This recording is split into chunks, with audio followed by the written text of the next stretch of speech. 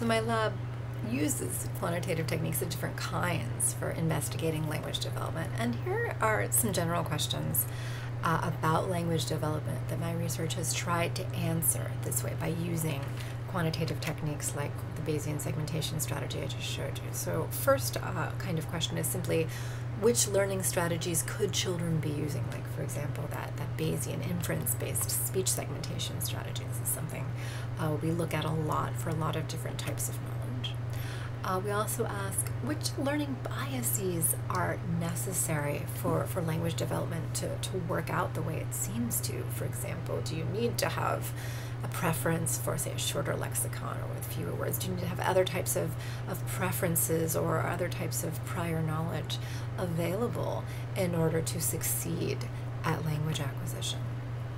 Also, which knowledge representations are learnable and which aren't? So this relates to the idea that there are often different ideas about what knowledge of language looks like.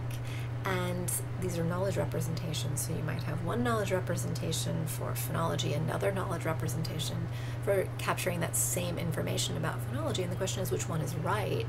And one of the things that we look at is, well, which one could children actually learn, right? Whichever one is learnable might tell you that maybe that's actually the one that people have in their heads, right? So this is the kind of thing we're looking at when we ask which knowledge representations are learnable.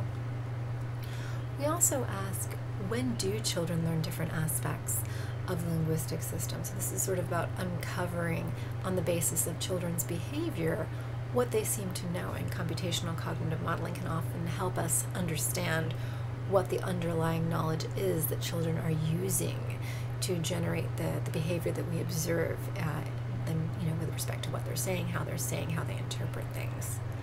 And also, what factors affect children's observable behavior. So if we see them behave a particular way in an experimental task that's testing some sort of linguistic knowledge, or so we think, is it really true that they're behaving a certain way because they don't have that linguistic knowledge yet? Or are they behaving that way because of some other reason? And a computational cognitive model can help us determine what the factors are that are causing that particular observable behavior. So it's another kind of question that we investigate with respect to language development.